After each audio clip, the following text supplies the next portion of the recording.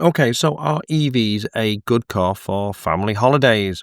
I keep getting told, no, they're EVs. You got to keep charging up. They don't have the range that you want. So this week, I'm going to test my MG4 on a road trip. We're heading off to Disneyland Paris for a few days. And I'm taking my MG with me as a test, really. Now, I will be doing some live streams en route at some of the various stations on the way down there, especially the ones in France. So please make sure you like and subscribe so you can get notifications of those live streams, and it means you don't miss any of my future content. Anyway, back to the plan. So this week we are traveling to Disneyland Paris, and we're taking my wife, my daughter, and some luggage with us in our car. Now, I'm a little bit nervous at this because this is the first time I've taken the car outside of the UK, so I'm a little bit nervous about that. But I've done a little bit of research and it seems quite fine. But what I have found is a very, very useful tip to save you money on charging, not just on long journeys, but on your day-to-day, week by week, month by month as well. And especially those that don't have home chargers. So stay tuned. I'm going to go through that in a moment, but it really could save you a lot of money over the year from public charging. So if I go over to the map, you can see where we are planning on traveling. So this is the route we're going to take. We're going to travel from the northwest of England. We're going to travel down. We're going to stay overnight just outside Dover. It's about 20 minutes drive from the Dover port, just so I don't have to get up at like 2 in the morning and drive. So we're going to stay overnight. Then we're going to go get a ferry across the channel, time for a bit of breakfast. And then we're going to get to Calais, drive through France, down the A1, around the outskirts of Paris and into Disneyland Paris. Now, this will be about the fourth time I've done this trip, so I'm quite familiar with the route. But this is the first time I've done it in an EV, and I'm interested to see how it actually is. So, it's quite a long route. As you can see here, Google Maps is saying it's about 480, 490 miles. Now, my EV's only got a 200-mile range, so it's obvious I need to charge up at least once, if not more. So what I've been looking at is ways to save money, and what I've come across is an application called Ionity. Now, I'm sure some of you are already familiar with this, but I'm going to go through it for those maybe new EV drivers that are not familiar with it. So if I load up their website, so with Ionity, it comes with 4 packages, and I'll go through each one of these and explain what they are. So the first one is Ionity Direct. This is just general public. Anybody can use it. No application needed. You just go and plug in, charge with a RFID debit card, and away you go. And you get charged 79 pence per kilowatt hour, which is quite a lot. It's not the highest at the moment in the UK, but it is still up there. The next package is the Ionity Go. Now, this is using their application. You probably subscribe to some sort of email mailing list or something like that. And for that, they will knock the price down 4 pence per kilowatt to 75 pence per kilowatt hour. It's a saving. It's not massive. Next one on the package is Ionity Motion. Now, this one's interesting. This costs you £5.50 a month, but it reduces the cost from 79p a kilowatt hour to 53p a kilowatt hour, which is a huge saving, particularly if you rely on public charging and you don't have home charging, at your house or anywhere or work, and you rely on public chargers to charge your car up. That could be quite a saving for £5.50 a month. So definitely the one to look out for. But the one that I'm looking at is the Ionity Power. Now, this does come in at a £10.50 per month subscription charge, but with that, it reduces the cost even further, and it comes out at 43 pence per kilowatt hour, which is one of the cheapest there is, excluding Tesla. So for £10.50 a month, you get 43p per kilowatt hour.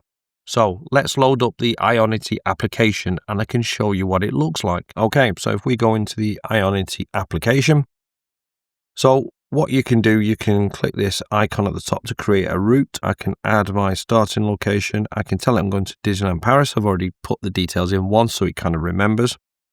Now I'm going to tell it I'm going to start with 100% charge because my car's been on charge and it's ready to go. It's 100%. Now what I want to do is get there with about 20% battery charge to give me enough capacity to scout out where the local chargers are. So I'm pretty sure they are at the Disney park itself, but I want some charging there just so I've got a little bit of comfort zone. So we're going to scroll down. Now I'm going to tell it that I only want to go to Ionity chargers, and I'll explain why in a second. And then we hit route. Now what this will do, this will route me, take all that into consideration, find out where the Ionity chargers are, and then it will give me a route based on that. This reckons it's going to cost me £74, which isn't too bad, I guess. But what it does is it gives me a breakdown of, it wants me to charge up at Dartford. Now, I don't have to do that, really, if I change what percentage I want left when I get there. But people are going, well, why do you need to charge up twice? You got 200-mile range, surely that's just once. It's clever. It knows that once you hit that 80% charge in your car, it then trickle charges up. It's not worth charging above 80% on a long run, because by the time it gets to 100, you are already going to be at the next service stations where you can rapid charge again. So it's clever enough to understand that if it charges up to about 80%, I'll be on the road faster and my journey will be shorter. So it's very, very clever. So please don't sit there and charge to 100% on your chargers in public. It doesn't get you anywhere. It just costs you more money, and it means that you're sitting there in the services longer than anticipated. Get up to 80% and then get gone. That's my advice. So the first charge is up to 50%, which is 23 minutes break. Now, what I might do on that one is, depending on the queues, I might actually just charge it even more than that, because 23 minutes isn't quite enough time to go and, have something to eat and get a drink and have a bit of a relax, because it's in Dartford, so it's quite a journey away. So I might actually extend that, and it will get more than 52% charge in it. But anyway, so you can see down there, it's got Army chargers, and then I land in Euro Disney. Right. So what if I go for the Ionity Motion then? So if I select that, that's the £5.50 per month tariff. Okay. And as you can see there, the cost has now come down to £45. The charging stations are exactly the same as where they were before, but the overall cost has come down from about £76 down to £45. And that's only going to cost me £5.50 to get that tariff for a month. £5.50, and it's reducing my cost of travel by about £30. So again, it's a no-brainer. But if I go to the Ionity Power one, which is the higher one, this is the one that cost me £10.50 a month. So it's now reduced it down to £36 from £76, and it's going to cost me just £10. That's it. £10 reduced from £76 down to £36. Again, the charging stations are exactly the same, but it's the cost aspect of it. It's so much cheaper using this card. And once I come back, I can then cancel it. There's no tie-ins. It's just on a rolling month.